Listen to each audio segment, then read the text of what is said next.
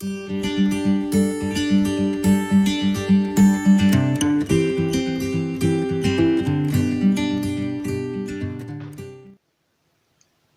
à tout le monde et bienvenue à ce café à la fois, le temps matinal que nous voulons prendre devant le Seigneur, du moins un temps quotidien dans sa présence. Voilà, que le Seigneur vous comble de sa grâce. Nous revenons aujourd'hui sur le texte que nous avons lu déjà hier, à savoir Jaïrus et cette femme atteinte de la perte de sang qui viennent jusqu'au pied du Seigneur. Nous allons lire simplement la suite parce que vous l'avez peut-être remarqué hier, mais nous avons parlé de cette guérison qu'a reçue par la foi cette femme atteinte d'une perte de sang depuis 12 ans, mais nous ne sommes pas allés jusqu'au bout du chemin avec Jaïrus. Alors voyons la suite ensemble aujourd'hui. Donc Marc chapitre 5, versets 34 à 43. Il est écrit: Jésus dit donc à cette femme: Ma fille, ta foi t'a sauvée, pars dans la paix et sois guérie de ton mal. Alléluia. Il parlait encore, quand des gens arrivèrent de chez le chef de la synagogue et lui dirent: Ta fille est morte, pourquoi déranger encore le maître? Dès qu'il entendit cette parole, Jésus dit au chef de la synagogue: N'aie pas peur, crois seulement. Et il ne laissa personne l'accompagner sauf Pierre, Jacques et Jean, le frère de Jacques. Ils arrivèrent à la maison du chef de la synagogue, où Jésus vit du tumulte, des gens qui pleuraient et poussaient de grands cris. Il entra et leur dit: Pourquoi faites-vous ce tumulte et pourquoi pleurez-vous? L'enfant n'est pas morte, mais elle dort. Ils se moquaient de lui. Alors il les fit sortir, prit avec lui le père et la mère de l'enfant et ceux qui l'avaient accompagné, c'est-à-dire Pierre, Jacques et Jean. Et il entra là où l'enfant était couché. Il la prit par la main et lui dit: Talitha koumi, ce qui signifie: Jeune fille, lève-toi, je te le dis. Aussitôt la jeune fille se leva et se mit à marcher, car elle avait 12 ans. Ils furent aussitôt remplis d'un grand étonnement. Jésus leur adressa de fortes recommandations pour que personne ne le sache et demanda qu'on donne à manger à la jeune fille. Amen. J'ai intitulé cette méditation de la mort à la vie. De la mort à la vie. Alléluia. Si d'un côté nous avons vu cette femme atteinte de la perte de sang depuis 12 années être guérie par sa foi, mais guérie miraculeusement tout de même, de façon instantanée, d'un autre côté, nous voyons que Jaïrus va voir sa patience être mise à l'épreuve. Il doit même aller jusqu'à la porte du désespoir. Lorsque ses serviteurs vont venir lui dire: Mais ta fille est morte. Bon ben, c'est fini quoi. Alors, j'imagine, et je me mets à la place de Jaïrus. J'imagine qu'au moment où ses serviteurs viennent lui dire: Ta fille est morte, j'imagine tout ce qui a dû se passer dans sa tête et dans son cœur. De se dire: mais si Jésus était venu tout de suite sans s'arrêter, si cette femme n'était pas venue pour le toucher, si Jésus n'avait pas fait une pause, on serait peut-être arrivé à temps. Vous voyez ce que je veux dire? Et donc là, il y a plein de ressentiments qui peuvent venir, plein de reproches qui peuvent éclater. Parce que finalement, face à la mort, on ressent de l'impuissance, on ressent du désespoir, on ressent de la solitude, ce qui peut engendrer en nous de l'agitation. On va perdre la paix, la sérénité, cela va engendrer des cris de révolte, voire même on va commencer à se moquer de la parole de Dieu, des promesses de Dieu. Mais la Bible dit que, et pourtant regardez. Voilà. Bon. Alors j'aimerais vous dire que souvent aussi la foi est mise à l'épreuve par la patience. Or, pressés par nos urgences, nous ne devons jamais perdre de vue les urgences des autres. Alléluia. Jésus a été pressé par l'urgence de Jaïrus, mais il a su s'arrêter sur l'urgence de cette femme atteinte de la perte de sang. Nous aussi, nous avons nos urgences. Mais nous ne devons pas, à cause de nos urgences, négliger les urgences des autres. Souvent même, si nous acceptons de marquer une pause pour écouter les urgences des autres, alors le Seigneur va se servir de nous afin de régler le problème de l'urgence de l'autre. Oui, souvent nous devenons la réponse aux prières des autres. Si nous acceptons et si nous réalisons déjà avant tout que nous devons nous-mêmes ne pas faire de nos urgences, comment dire, une fausse priorité. Car la véritable priorité est de marcher aux côtés du Seigneur, à son rythme. Alléluia. Facile à dire, hein, n'est-ce pas? Nous avons besoin que la grâce du Seigneur nous tienne par la main, en particulier dans nos urgences. Alors allons plus loin. Allons plus loin. La question est simple. Le pouvoir de Jésus s'arrête-t-il aux portes de la mort? Voilà la question. J'aimerais lire un autre texte avec vous que nous retrouvons dans l'évangile de Luc, au chapitre 7. Voilà, je vais vous le lire rapidement, à partir du verset 11 jusqu'au verset 17. Le jour suivant, Jésus alla dans une ville appelée Naïm. Ses disciples, en assez grand nombre, et une grande foule faisaient route avec lui. Il venait y avoir des guérisons, il venait d'y avoir beaucoup de guérisons et de délivrances, et Jésus fait du bien à tous. Donc imaginez la foule qui suit le Seigneur, c'est une foule euphorique, pleine de joie. Lorsque Jésus et donc toute la foule qui était avec lui furent près de la porte de la ville, voici qu'on portait en terre un mort, fils unique de sa mère, qui était veuve. Beaucoup d'habitants de la ville l'accompagnaient. Donc, nous avons maintenant deux cortèges.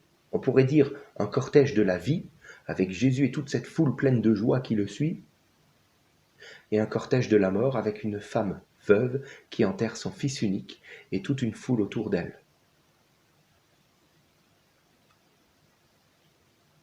En voyant la femme, le Seigneur fut rempli de compassion pour elle et lui dit : « Ne pleure pas. » Il s'approcha et toucha le cercueil. Ceux qui le portaient s'arrêtèrent. Il dit : « Jeune homme, je te le dis, lève-toi. » Et le mort s'assit et se mit à parler. Jésus le rendit alors à sa mère, et tous furent saisis de crainte. Et ils rendaient gloire à Dieu en disant : « Un grand prophète a surgi parmi nous, et Dieu a visité son peuple. » Alléluia. Les gens n'avaient pas encore conscience que Jésus était tellement plus qu'un grand prophète. Il est le Fils de Dieu. Alors, comprenons quelque chose, mes amis. Lorsque la vie, Jésus est le chemin, la vérité et la vie, avec un grand V. Lorsque la vie vient se confronter à la mort, c'est la vie qui remporte la victoire. Alléluia. C'est la vie qui remporte la victoire. Quelques versets. Jean 11, verset 25. « Celui qui croit en moi, dira Jésus, vivra quand même il serait mort. » Alléluia. 2 Timothée 1,10. Jésus-Christ a détruit la mort et a mis en évidence la vie et l'immortalité par l'évangile. 1 Corinthiens 15, 22. Et comme tous meurent en Adam, à cause du péché, notre corps va mourir. De même aussi, tous vivront en Christ par la foi que nous avons su trouver et accepter en lui. Nous aurons une vie éternelle. Alléluia. Donc Jésus a vaincu la mort. Mes amis, n'est-il pas ressuscité? Alléluia. Jésus est ressuscité. Et l'esprit qui ressuscite à Christ est en nous. Cet esprit-là nous ressuscitera de la même manière, car Jésus nous a précédés dans la résurrection. Nous allons nous aussi ressusciter en Jésus-Christ pour la vie éternelle, car la mort est vaincue. La mort, nous dit la parole de Dieu, est ce dernier ennemi auquel il nous faut tous faire face un jour. Mais Jésus a vaincu la mort. Alléluia. Il a vaincu la mort, il a vaincu le péché, il a vaincu les ténèbres, afin de nous donner la victoire en tout cela. Alors j'aimerais vraiment dire avec force que ceux qui meurent dans la foi sont plus vivants que jamais. J'aimerais parler particulièrement aujourd'hui à celles et ceux qui passent ou qui sont passés par le deuil, qui ont perdu un être cher. J'aimerais te dire, mon ami, si ton être cher qui s'en est allé dans la foi en Jésus, alors ce n'est pas la fin. Non, pas du tout.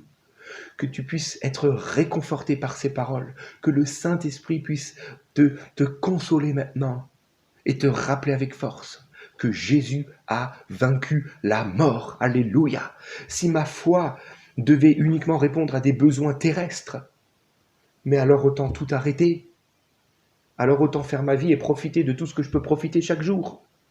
Non, ma foi dépasse la mort jusque dans la vie éternelle. Alléluia. Voilà pourquoi aujourd'hui je suis consacré à mon Dieu. Voilà pourquoi aujourd'hui je le suis, parce que je sais que je travaille non pas pour ici-bas, mais pour là-haut. Mon espérance va au-delà de la mort, car j'ai un Dieu qui a vaincu la mort. Alléluia. Alors oui, si tu as perdu un être cher qui est parti dans la foi en Jésus, sèche tes larmes, car tu le reverras un jour. C'est certain, tu le reverras. Alléluia. Alors certes, la séparation reste difficile, car si on le reverra un jour, eh ben en attendant, il y a plein de jours où on ne le revoit plus. Et donc c'est difficile. Mais j'aimerais te dire que là, la présence de Dieu veut te consoler. Le Saint-Esprit veut te secourir dans ta tristesse, dans tes pleurs et dans ton deuil. Il veut te réconforter et te dire comme Jésus a pu dire, mais ne pleure pas, ne pleure pas. Voyez, Jésus, en apprenant, enfin, lorsqu'il a entendu que les serviteurs étaient venus dire à Jaïrus, n'importune donc pas le maître car ta fille est morte, Jésus va alors à ce moment-là faire du ménage. Il va garder avec lui uniquement Jaïrus et il va garder 3 apôtres, 3 de ses disciples, Pierre, Jacques et Jean. Il va faire du ménage. Pourquoi? Parce qu'à ce moment-là, plein de gens incrédules vont certainement dire « Mais arrêtons tout, ça sert à rien ». Alors, comprends mon ami, que dans ces moments-là, il te faut t'entourer de gens qui ont la foi en la résurrection et la vie, en Jésus-Christ. Alléluia. Il te faut t'entourer de ces gens-là, car les autres vont te tirer vers le bas. Ils vont se moquer en disant « Mais Jésus, qu'est-ce que tu racontes? La fille est morte. Allez, retourne chez toi. » Non, sortez de la maison. Reste avec nous que les parents de l'enfant et ceux qui ont réellement foi en moi. Alléluia. Alors entoure-toi de gens qui croient en la vérité, car la vérité va s'accomplir. La réalité, ce n'est pas la vérité. La réalité, c'est ce que tu vois, c'est ce que tu touches, c'est ce que tu ressens. Mais la vérité seule s'accomplit. La vérité, c'est que ceux qui sont morts en Christ ressuscitent et ont la vie éternelle. Tu les reverras, mon ami. Tu les reverras, car Jésus a vaincu la mort. Alors sois encouragé. Sois consolé. Un dernier mot avant de terminer. Si tu as perdu un enfant en bas âge, alors que se passe-t-il? Oh, Jésus le dira, de sa propre bouche, il nous donne la réponse. Il dira, laissez venir à moi les petits enfants et ne les empêchez pas, car le royaume le royaume de Dieu est pour ceux qui leur ressemblent. Mon ami, les enfants qui meurent en bas âge vont directement dans le sein de Dieu, et parce que Dieu les sauve, parce que Dieu les accepte de par leur cœur d'enfant, de par leur cœur qui, même si nous sommes nés avec le péché, ils étaient encore inconscients de tout cela. Ils ne pouvaient pas encore se saisir par la foi du salut en Jésus. Donc, ils sont sauvés par grâce. Alors là aussi, relève ta tête, mon ami, et dis-toi que ton enfant est auprès du Seigneur dans l'amour et dans le bonheur. Alléluia. Et que là encore, tu le reverras par la foi en Jésus. Dieu est bon. Dieu est bon. Aujourd'hui, c'est toi qui souffres. Ce n'est plus celui que tu as perdu. Alors laisse donc le Seigneur sécher tes larmes. Et laisse cette parole de vérité conduire tes pas. Accepte cette parole. Et le mur de séparation a été renversé par Jésus à la croix. C'est-à-dire que maintenant, en Jésus, tu peux retrouver la paix et ne pas rester seul et isolé. Alors, que le Seigneur te conduise, qu'il pense les blessures de ton cœur et te permette, s'il le faut encore, de sortir maintenant victorieux du deuil, en retrouvant la joie, en faisant partie du cortège de la vie à la suite de Jésus-Christ. Seigneur, merci pour ta parole. Je prie, Seigneur, que tu bénisse toutes celles et ceux qui passent par le deuil, qui ont perdu un être cher, Seigneur, et que tu leur permettes, Seigneur, de réaliser que la foi de cet être cher l'a amené jusque dans le bonheur éternel auprès du Seigneur. Alors, Seigneur, que tu puisses maintenant soulager, Seigneur, et avoir compassion maintenant de tous les cœurs qui souffrent et les soulager, Seigneur, et venir les réconforter. Seigneur, merci parce que tu as vaincu la mort. Merci parce que la vie ne s'arrête pas à cette mort physique. Non. Seigneur, notre foi nous amène jusque dans l'éternité. Et un jour, nous reverrons tous ceux qui ont quitté cette terre dans la foi en Jésus. Merci pour cette espérance, parce que, Seigneur, au-delà d'être simplement une espérance, elle est la vérité. Alors relève les têtes, soulage les cœurs, panse les plaies, et amène-nous jusqu'à toi dans ce cortège de vie et de joie. Au nom de Jésus. Amen. Que Dieu vous bénisse, mes amis, et à très bientôt.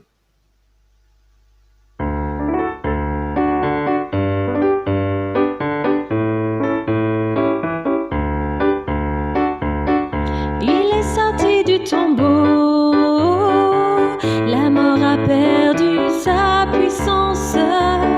Il est sorti du tombeau, la mort a perdu sa puissance.